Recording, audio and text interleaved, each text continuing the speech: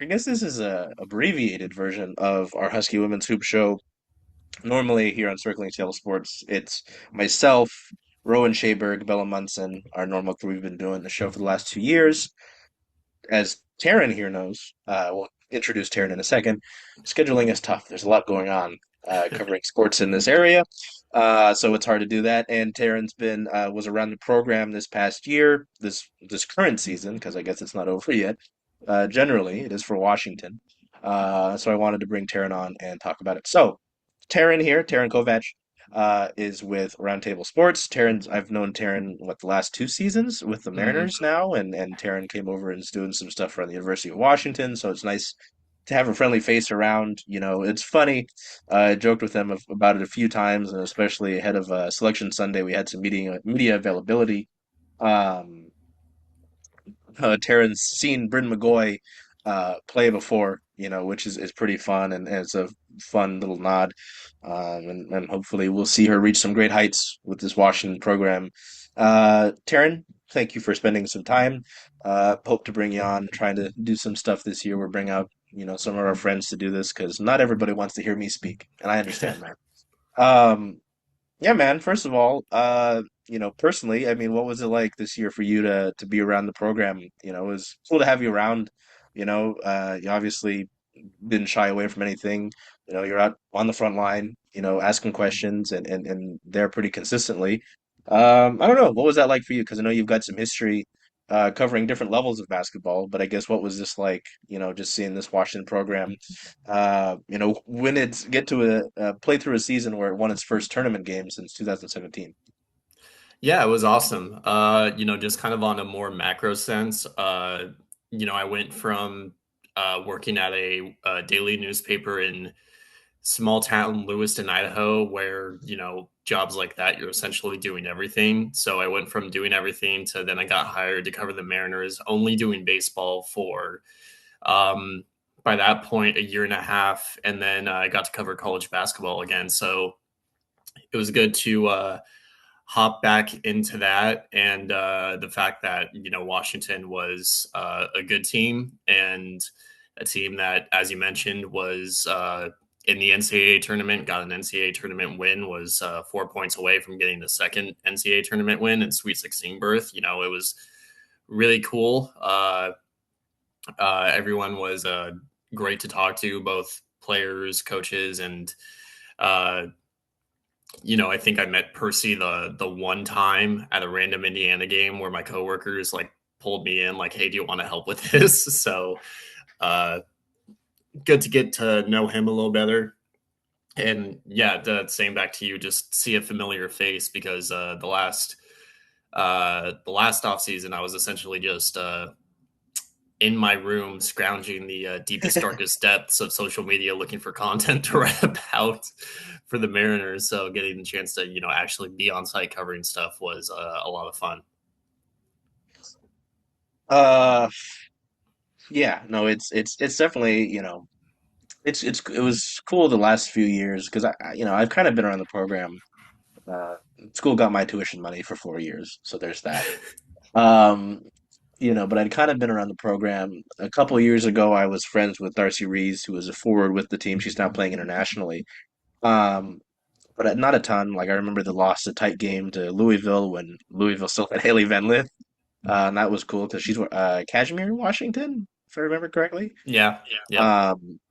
So it's kind of cool to see them build this to where, we were in the practice facility that they made, for both the men's and the women's programs, for Selection Sunday. They had a Selection Sunday show, which I don't remember the last time they did that in public. The one last year was private, and even then it was just the play-in.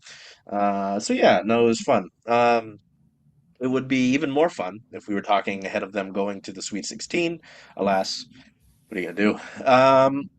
I guess generally, however you want to take it, because, as you know, you and I can talk for a long time and just kind of ramble on and go and just go, right? But hmm however you want to take it from last night's game, because, for 3 quarters, Washington was punching and had TCU at arm's length. It largely controlled Olivia Miles, had Marta Suarez in foul trouble, and kind of the story of last year's team where they would be ahead of teams. They nearly beat LSU. They had a good game against UCLA, and it just kind of fell apart down the stretch. Um, I don't know. What did you think of Washington's loss by three last night to TCU? Almost tied it, um, Mhm. but Savia's shot at the buzzer or around the buzzer couldn't go. Yeah, just your thoughts on that game and however you'd want to take that, whatever sticks out to you about that round of 32 game. Yeah, on the macro sense, I definitely think that this is a team that just a couple shots go a different way. I mean, I think that despite being a six seed, I think kind of everyone who covered the team and was around the team and was familiar with it kind of, wouldn't have been surprised if they did make a deep run. That's just like when the team's at its best. I mean, we kind of saw it the way they played Michigan, and obviously it was a wider margin of loss, but the way they played Michigan State even for 2.5 quarters, and that ended up being one of their worst losses of the season. But for more than half the game, that was close. Um, I think that this is a team, this is a program. Obviously that is on the upswing, and I'm sure they would have liked to kind of take a bigger chunk of the pie and taken a bigger step forward in this tournament, which they definitely had an opportunity to do. But I think that this is a program still in a really good place. I think Coach Langley has established a program that incentivizes players to return and keep working. I mean, I think the fact that Savia is in her junior year with the team, coming off a good year last year, and is coming off an even better year this year. The fact that she didn't go anywhere was a pretty good sign on Langley's ability to keep these young women in the program. I think the fact that Ella Dean was coming off a all conference season last year and still stayed was a pretty good sign. So, I don't really anticipate any massive turnover with the team this year, aside from obviously the departing seniors. For the game itself, I mean, I think TCU is a dark horse, or not even a dark horse. They're a third seed, but they are a team that a lot of people expected to make a potential Final Four run. I mean, they're the de facto home team with playing at home in Skullmeyer, and I think the fact that Washington was able to keep them at arm's length for most of the game, still had a shot to tie on the final shot of the game, despite Savia not having like a uncharacteristically inefficient night for her. Despite El Ladine only having 2 points, despite uh, Avery Howell only getting 8 shots, I think that the fact that they were able to keep in it as long as they were and really outclass TCU for most of the game is a pretty good sign of the talent that this team has and who they could be and who I think they will be when they're at their best. But TCU had the hype it had for a reason. They're a really good team. They're a team that you can't count out at any point in the game, and we saw why during, I mean, overtime specifically, going on that 7-0 run to start things. Right. But obviously a heartbreaking loss for Washington. I keep mentioning it. I'm sure they feel like they could have gone farther. They definitely could have gone farther, but this is still not a game to really, hang your head on. And this is definitely a point that can be a building block for the future.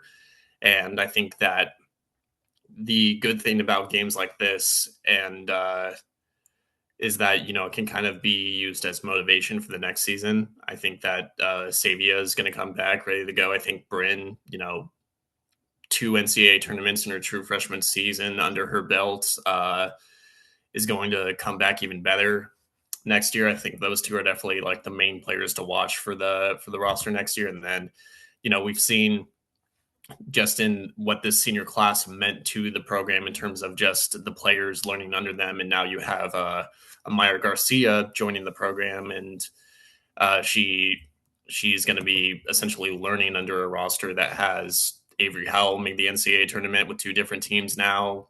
Had the game of her life in the Hmm. first in the first tournament game against South Dakota State this year.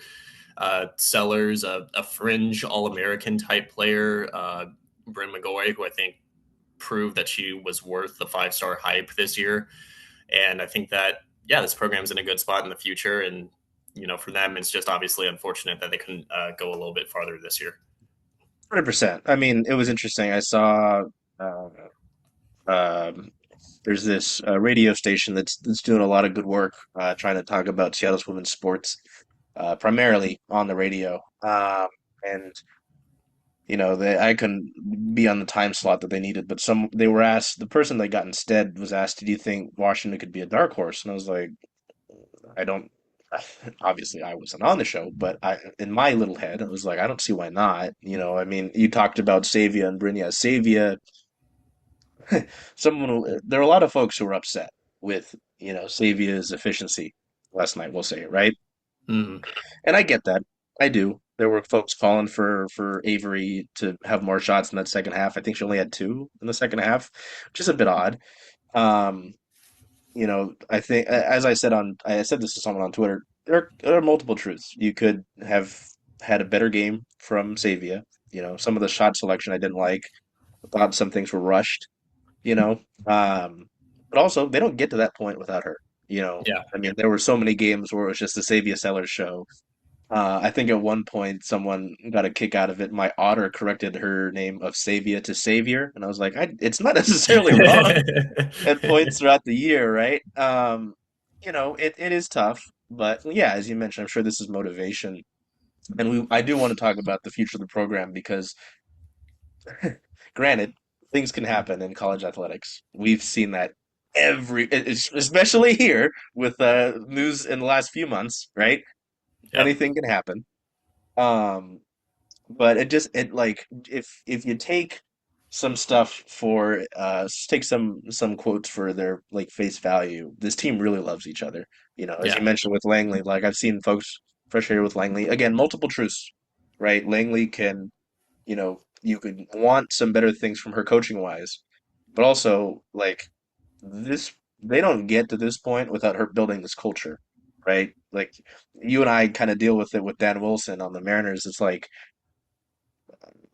that's a whole other Pandora's box to open. Yeah. I But mean, people can criticize him for Edward Bizardo, but like, sure, how many times has he gotten you through that exact situation? It's right? And And then and basketball um, standpoint, I mean, you can argue it's not smart basketball, but like it's the most common thing in that sport. Last shot of the game, you're not thinking about the fact that Michael Jordan's a 30% mm, career 3-point shooter. He's your best player. You put the right, ball in his hands on the final shot.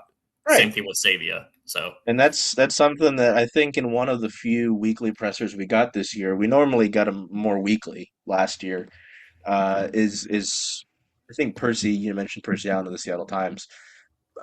Percy asked about, Savy getting her shots off and like the amount of like the volume shooting, right? And Tina said, "Hey, we want her to shoot. At some points we think she's too passive." And again, that's just going to be something when you have someone who can go off like that. Some nights they won't get it. That's unfortunate. We saw it in the South Dakota State game. I mean, she didn't have a great shooting game, but she still had 10 assists. She's still a yeah, threat.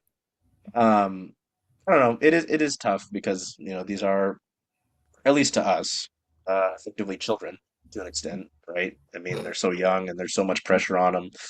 Uh, but yeah, I mean, yeah, you bring it up. I mean, you want the ball in your best player's hands. It could have at least been interesting to have Avery be a second option. Some people mentioned a decoy, sure, but I just think some folks who are maybe taking it a little too far and totally dismantling Savia, it's a bit much. It's a bit much. yeah. I You mean, it's the know, damned you do, damned if you don't. Because if Savia takes the right, ball on the inbound, passes it to Avery, and then Avery misses, then it's like, right. why did Savia not take this? There's we know this as media. Someone's always going to complain. There's Oh always going yeah, to be like, oh, why didn't you do this? Why didn't you do that? I'll say for me personally, if I was the coach in that situation, I put that shot in Savia's hands 10 times out of 10. yeah. No, I mean, that's someone we've seen, put you in these positions. Langley even mentioned it post game, that she's taken enough shots to get them to that point. um, already. So I'm like, yeah, I don't really have a problem with who shot it. I have more of a problem with shots throughout the game, not, you know what I mean? Yeah. It's tough. And I don't want to completely rag on Savia again because they don't get to that point without her. And I am generally pretty excited about the future of the program, which I do want to end on, but I will ask you, what do you think could have gone better, or how would you maybe surmise the season for Washington? Because, it's interesting to me. There were a lot of feelings, especially after the senior night game, right, where they lose Britt Prince. It's this big three in. Unfortunately, we're bringing up Savia in a negative light. It's not necessarily her fault. It was a good contest. It's this big three in Savia's face, and Washington, loses to a very tough. Correct me if I'm wrong. This Nebraska team. Yeah. Yes, that's Uh, right. people are gonna laugh at me, but I always get Wisconsin and Nebraska mixed up because they're red, white, and they just have one big block letter. Yep. uh, you know, People were maybe the weight of expectation is how I put it, right? The weight of expectation is tough because this is a year where, they're coming off a season where last year it was kind of just seeing, hey, are they going to be able to make the tournament? We had several, our Husky Women's Hoop Show, we had several episodes where I said, hey, you almost beat LSU, you almost beat so on and so forth. And I know that almost doesn't matter, right? You can Hmm. almost win the World Series. It doesn't matter. Um, but I thought it was a compelling case for Washington, punching up, to an extent. This year, they were ranked for a good amount of the season. As you mentioned, they beat Michigan. They had a lot of double-digit victories. They were undefeated for a good chunk of the year. They reached 20 wins for the first time since Chelsea Plum. You know, they were always going to make the tournament. If you watch the bracketology throughout the year, and I think that's something you brought up to me was the bracketology and the seeding when we Yeah. were waiting on Selection Sunday. It was always just going to be the seeding. They were always kind of hovering around the 7 to 8 seed range. It might have taken a hit after I think it was the loss to Purdue. Yeah. I Uh, don't think they were ever lower than 9 seed on ESPN's bracketology. They were essentially in for the whole year. right. And so, like, compared to last year, I'm happy with that just because, I'm just happy to watch March basketball. You know what I mean? Hmm. Last year it was the play in, and they lost to a tough Columbia team, and that was hard because, yeah, you had Leah Daniels, who was great in her senior year for them. I mean, like there is a war version in college basketball. CBB Analytics has win shares, which I'll bring up in a second, and her win shares must have been crazy, um, just so ridiculous. But Yeah, no, I don't know, man. I don't know. I'll get your thoughts in a minute when I stop rambling here. But like, it was just so fascinating to see Avery and what she did in her sophomore season. Just be have so many double doubles. It was like her and at Washington, her and Hannah Steinbach with all these double doubles in very different situations, right? Yeah, spot the Um, difference. right. Uh, the amount of double doubles she had, her rebounding ability was just crazy. And yeah, with the CBB analytics, you look at the win shares, like there's the diagram of the different dots, and way up in the top corner is Savia and Avery, and then everybody else is kind of just below the intersection of that plot line. Um, I'm happy with the progression. Like you mentioned, Bryn. I wasn't sure. I was like, hey, this is exciting. You bring in this 5 star, like the top recruit that Tina's had. Um, she comes off a bench for a good amount of the season, gives you good bench minutes. She slots into the starting role. And I was really impressed. She had the tying bucket in this game last night to send you to overtime. Um, and she never looked shaken, and for No. a freshman, it can be daunting, right? And it would be understandable if the high, especially last night's environment, like Schollmeyer looked crazy. It sounded great. Like it's everything you want, right? And I was a little worried about that because, they Washington struggled on the road at times, right? Especially these crazy environments. So I thought they held their own in that regard. But I don't know. I am often the optimist, not the pessimist. With the shows we do, Taryn, like as you talked about, and we'll talk about it with the program. I don't want to get too ahead of myself. But the year that Bryn had, Sienna Harvey gave you some solid minutes as your backup point guard throughout the course of the year. You're gonna get another year. again, if things stay the same. You're going to see Avery back. You get Savia's senior season. I don't have this confirmed, but from what I understand, the program has wanted to try and bring Yulia back, and everything quote-wise I got about Yulia from the Selection Sunday show didn't really mention her as someone who was leaving. Just Hmm. we're assuming tone here, which I know it's our job to kind of wonder about these things, so I'm doing that. But everybody talked about, oh, there's the four seniors, they're all leaving, we're so happy, and I'm just like, hey, there is a fifth senior you celebrated.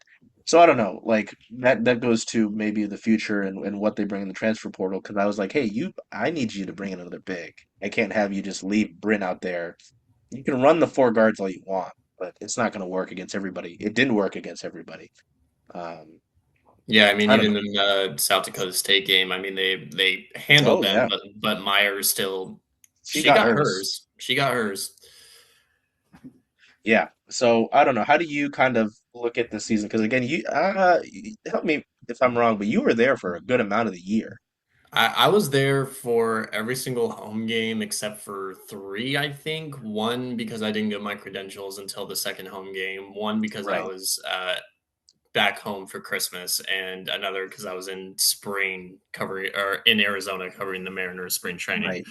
Uh, it's so weird from where they were last year, but there's a part of me that feels like maybe they underachieved a little bit this year. Because like you look at we mentioned their big wins, but Purdue was definitely a game they should not have lost. Right. You know they beat Maryland, and that was probably the most entertaining game of the year, the two overtime win. But despite Maryland being good, that probably shouldn't have been a position you were in to go two overtimes with them. Uh, Ohio State was winnable for most of it. Michigan State was winnable for a good portion. Nebraska was definitely winnable. Uh, so you look at these these quad one wins, these ranked wins. I mean, UCLA even then like that ended up being bad, but like they were in that one Right. for a good chunk of it. So you look at these games and you definitely think that there is a level that this team had that they were not able to hit on a consistent basis.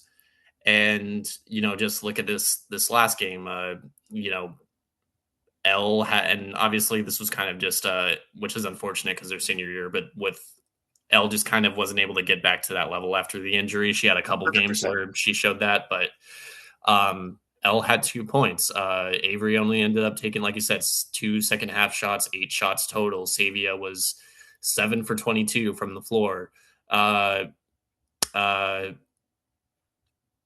and I think what they only were able to rotate like 2 players off the bench, 2 or 3. So even their bench, which has been good to solid most of the year, they weren't able to really have in that game. So even in this game, like you go, you lose by 3 points in overtime to a potential Final Four team, Right. and you definitely did not play your best basketball. Nope. And Nope. not even obviously don't take credit away from TCU. They were a good team for a reason. But they a lot of that was like you said, some shots were rushed. You can argue maybe a couple plays should have gone to a different hand or should have been drawn up a little bit differently. But despite that they were in the tournament all year and they definitely weren't consistent in playing at their best. And there were a lot of quad one wins that they should have had. Uh, you enter the tournament as a second seed, 3 seed. You don't want to say like you cruise to the Sweet 16, but it's a lot easier trip for you there than facing off an 11 seed that has a All American honorable mention and a dark horse team for the championship. So you take that into consideration, and obviously with the caveat that college sports is in the place it's in right now. You have most of the team returning next year. You add another 4-star freshman into the mix. You have Bryn, who now has a full season under her belt, just getting beat up by Big Ten bigs. Savia, who uh, again fringe All American caliber season in her own right. Avery, who proved this year that she's not just the sharpshooter a lot of people thought she was going into it. You still have a really solid bench. Uh, I think that if you can just get to that level that you showed you could be at and you could do that more consistently, I mean, I don't see any reason why they shouldn't be considered a one of the top teams in the conference next year. Right. And that was another thing that was the final question that Langley got asked from Percy was, hey, if you corrected a couple things, is this motivation to have hosted something like this, right? How fun would that have been if we would have been at something like that? Yeah. Yeah, no, I think that's a fair point. It's just the way that it was talked about by some of the fan base was because of those quad losses, and especially like right after the Nebraska game, which I realized right after a loss like that, it stings. It's senior night, so on and so forth. Maybe there's heightened emotion. Um, I can understand frustration with that, but like the thought that this year was worse than last year or like a failure, I disagree with. Hmm. Like you said, I agree that there's opportunity left on the table. Don't get me wrong, I wasn't happy, when they the Purdue game was like headbanging. Like that's not why I have this. I promise you, that's not why I've got the big welcome there. But like even the USC game was pretty frustrating just because it felt like that was Yeah. something that was in their hands. The Stanford game especially was not great. Um, Illinois, yeah, the back-to-back of losing to Illinois and Ohio State wasn't great, even considering what Ohio State is. Yeah, no, 100%. I get that, and it's something that they'll want to rectify, especially with UCLA set to lose a ton of talent Oh yeah. to the draft, right? Um, I'm not saying the Big Ten is ever going to be a cakewalk for you, but you No. hung in there with just about everybody, Yeah. right? Charlize Ledger Walker, known thorn in Husky's side, finally Uh, finally gone. oh, goodness gracious. Yeah. Yeah, I covered her when she was with the Cougars. I saw her firsthand. That roster, man. It's funny. You can just go down the list and be like, oh, yeah. Oh, okay. And then, like, Gianna Neepkins is hiding in that roster. I hate that so much. Um, Fun basketball when you're not worrying about it yourself. Yeah. Yeah, no, I certainly think, and maybe it's a selfish take, but if you bring back this group, you bring in a Maya Garcia, which I'm certainly excited about, because you'll lose two important guards in Ella Dean and Hannah Steins. Hmm. Excuse me. I don't know what Chloe Briggs can do for you. I know that, one of the fans that, interacts with our stuff brings up she broke Cheryl Miller's high school basketball scoring record. I could be wrong. I believe it was Cheryl Miller. So there's the argument she can score the basketball. Her and Tegan Brown played a big impact last year for the team in that guard lineup. Daniela Before the McLean was out for the year. We kind of don't right. know what she She's is. she's an interesting one. She was a late add to this class, and she redshirted. And there's not a lot of information. I don't know if you've been able to find it, but even like Bella and I, not a lot of information on Yeah. her. Um, but she's a Uh, forward, so yeah. And if you can't find that like designated five or right, bring in, kind of someone who is that de facto center. Maybe the starting five for you is a three guard combo of Avery, Savia, Amaya. You have Bryn and McLean as kind of like an athletic front court. Like, obviously, when you go against teams with that size mismatch down below, that'll probably create some trouble. But we've saw Savia is not afraid to bang down in the post, and neither is Avery. And having that uber athletic starting five like that gives you something not a lot of teams have. right, yeah. No, that was it. You mentioned the mobility. Like, I think there was a spin move super late last night. I was like, whoa, like what? The fact that your five that's a freshman is doing that, yeah, Yeah. as you mentioned, like I'm super, and I'm sure you could say more on it too, but I'm just super excited for what Bryn McGoy will be able to do at Washington. Like it just feels like you're scratching the surface. The way she can hit from the mid range, having learned how to deal with those bigs in the Big Ten throughout the course of the season, Mhm. having to deal with Lauren Betts, at least the one time. Yeah, the one time, thankfully you won't have to deal with her until you reach the W again. But it's why I'm so positive, and I guess we can kind of move to the future of the program. Um, it is an interesting thought, right? Because, and that's where I was kind of going with it. You kind of see this group is super tight. You've got an Avery Howell, you've got a Savia Sellers, you've got Bryn. Um, there's obviously a good culture here. Mhm. I mean, the quotes are there from it. I can come and pick from the litter in that regard. You're going to play in what I would argue one of the best conferences in women's college basketball. I know there are a couple that would argue with that. I think the Big 12 had a good season. Too many bigs. Uh, you know, I have to think they would be active in the portal, especially with there being opportunity. Um, you lose Ella Dean, you lose Hannah Steins. Is Amaya Garcia just going to slot in there, or are they going to be able to get somebody in the portal?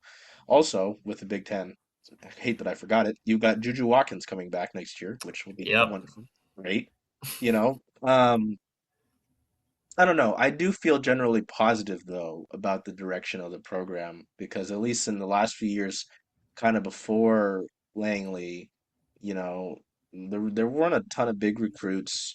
There wasn't a lot necessarily going on here. I mean, Haley Van Dyke was fun to watch, um, you know, but it wasn't. I mean, is it Haley Van Dyke? I'm gonna feel bad if I get that wrong. It just does. It feels better. They've got better. Yeah, I was right. Haley Van Dyke. I remember some things. Um, you bring in McGoy last year. Coppinger was a higher recruit. She wasn't obviously as high as either of these two that we're mentioning. I am a big fan of Devin Coppinger's game, though. Noted that's on the show. Put that in the show. Mike Coppinger, her dad, followed us on Twitter, so that's great. Um, I do think though that she could be a little bit of what Hannah Stein's brought to you, like good defensively, will do a bunch of different things. If you can get Yeah. the 3-point ball a little bit more consistently, like she played 32 minutes last night for Washington, Hmm. um, which is kind of crazy. Uh, Stein's, I mean, pretty solid in her last game for Washington, 10 points, 3 rebounds, 2 steals. Um, you know, but yeah, you get a second season of McGoy. You bring in Amaya Garcia, who had a great last year in high school. Um, and then there's the kind of the unknown of the portal, right? I do feel pretty positive about at least the trend.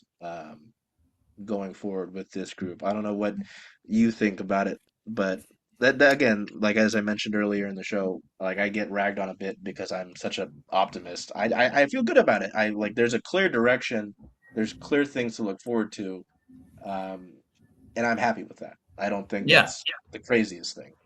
No, not at all. I definitely think that it's you can now call it a winning culture. I think that there's gonna always gonna be the pessimist that's like, how can you call it a winning culture if you don't have, Sweet 16, Elite Eight, Final Four, yada yada yada.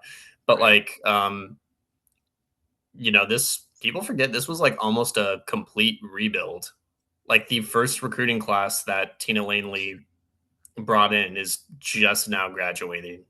Like this is, if you define, which I know is hard to do because of where college basketball is, but if you like picture a first wave or cycle of coaching as the classes, like Tina is now through her first, and she has two NCAA tournament wins, or two NCAA tournament berths, a win, and a close loss against a team that is making some noise, but could probably make some more noise this year. So, and has one of the best players in college basketball this year in Olivia Miles, and a crap ton of debt. I mean, Taylor Bigby, 27 points against UC San Diego. So, it had some key shots of her own right last night. So, uh, I think that definitely there's. I don't even think it's hope. I think like the even from the most pessimistic sports fan standpoint, like the objective mindset going forward is, yeah, you're positive because this is a season that you can objectively build upon. This is a season where you objectively took steps forward from last year. You are bringing back your two best players and your best freshman. You are bringing in another 4-star. You have the portal. They've shown they can get portal. Yulia came from Michigan to Washington. She stayed in conference and was there starting big for most of the year until Bryn was ready to take that role. So I think that, I mean, even just that, like the way that the team is, like they didn't throw Bryn to the Wolves right away, let her grow into that. And I think that that's part of the culture. I think, you know, you look at that, and even if Amaya's not in the situation, the way these bench players are coached. I mean, Hannah was a starter for the year, but like she's the do everything player. Devin's a do everything player. Sienna's a do everything player. You look at the way their bench is handled, and these players that get a large chunk of the minutes off the bench. Uh, that's how they're taught. So you can really slot in players who come into the program aren't under pressure to perform right away. They can learn, and I think that's good for the future. And I think obviously, how good they will is how good they will be, and where they are in the pecking order of the Big Ten is going to be really based on what happens this offseason, on who adds what, where, who transfers out, who transfers in. Right. But I think just looking where the teams are right now, if you were to say Washington's one of the 4 or 5 best teams in the conference going into next season, I don't think that's crazy to say at all. So, maybe Michigan's ahead of them, USC's ahead of them, UCLA, despite having a lot of players leaving, still has good talent. You always keep an eye out on Iowa, and, Oregon had a bad year this year, but, you can't rule them out being good again next year. So, and Washington's right in there with all of them. And I think that, you kind of can't really look at that overall, pattern of not just with this team, but also the conference, and not be optimistic that, you know, another 20-win season is probably going to happen next year. Yeah, it's at least in my opinion, which is not always, who cares, right? Um, you look at it, you're playing in arguably the best conference in the country, or Hmm. one of the. You're playing in a major sports market, which don't know how much someone cares about that, right? You're playing in a program that consistently talks. I haven't heard anything in the regards of these players disliking each other, No. so you're not coming into a negative locker room. You've got a brand new training facility, so you're not playing in like you haven't quite been there, but like the Storm until they got their facility recently, we're playing in like SPU's gym. I don't know if you've been to SPU's gym, but it is old. It's not great. I played some game, me and my basketball prowess when I was a young man in middle school. Um, I think there's a lot of positives, so it is. I do have a good amount of positive belief. I guess my last thing to round you out, and you can look at this whether it's targeting a certain area in the transfer portal, because we had somebody on Blue Sky mention wanting another guard to go along with Savia and Avery, which I thought was interesting. I would go more of another big compliment Bryn, but I don't necessarily think it's the wrong thing, especially if you're going to deal with some bigger lineups, maybe having more of a three, I guess more of a forward in that regard, not necessarily a four, but more of a three would be helpful, to be able to switch on. Whether it's that, keeping these players, or seeing how the rest of the conference goes. What are you most intrigued by this off season for Washington? Because there's, as we know, college sports, you have no idea what's going to happen the next day, right? Yeah. So I don't know. I definitely How do you think that view it? I definitely feel like the top priority has to be a front court player. I mean, you mentioned Yulia. Who knows if she's going to be back or not? If they do manage to bring her back, great. But that still leaves your four kind of question, because it's either going to be Bryn starting and Yulia subbing in, or Yulia starting and Bryn subbing in. So if you feel like McLean is that player, then great. But we just have not seen her play. Um, So I think getting a 4 would definitely be the top priority. If you can be greedy and find someone who can shoot to be kind of a combo, small power foot, great, fantastic. I don't know how many players are going to be available that fit that mold, but if you can find one, I think that's awesome.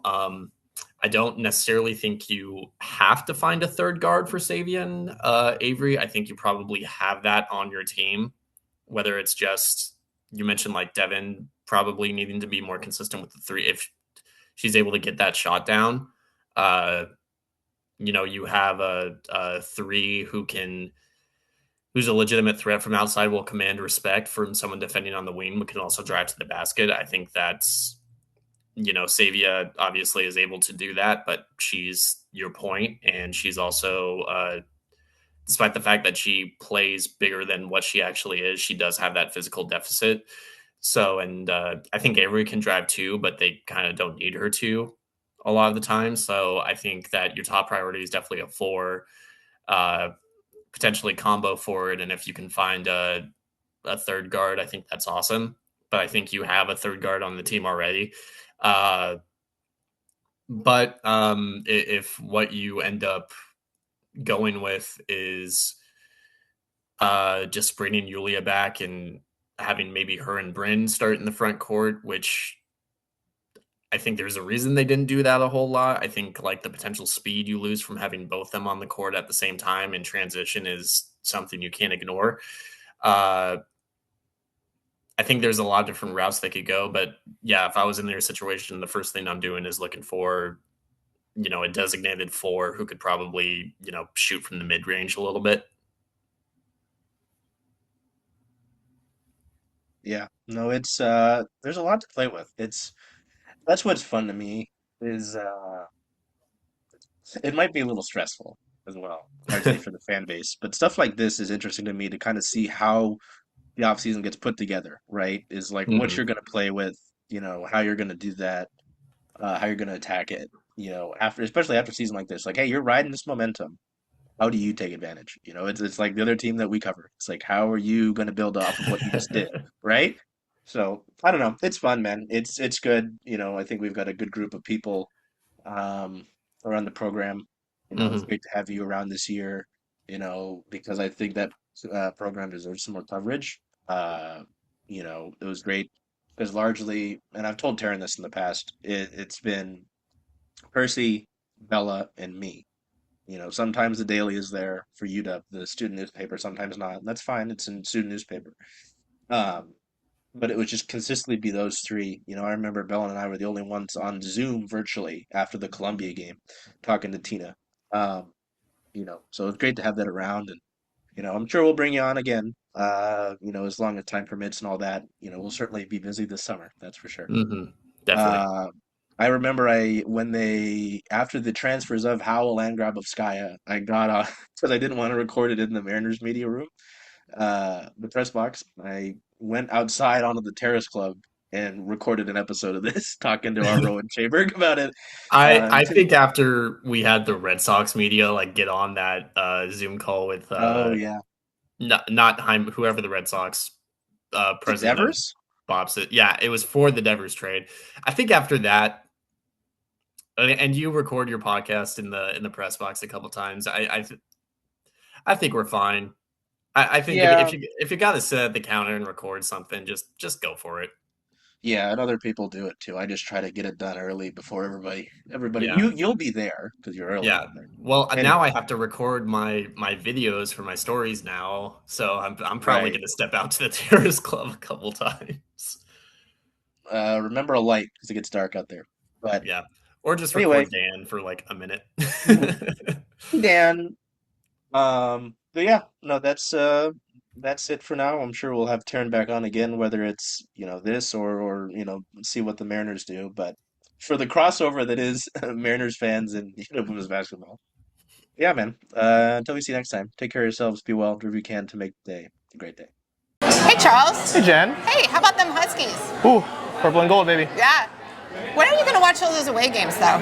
All those away games. There are a lot of them, and I was hoping to come to Rough and Tumble because this is the home of Circling Saddle Sports. If that's okay with you. I think that's a great idea. Hope to see you all here.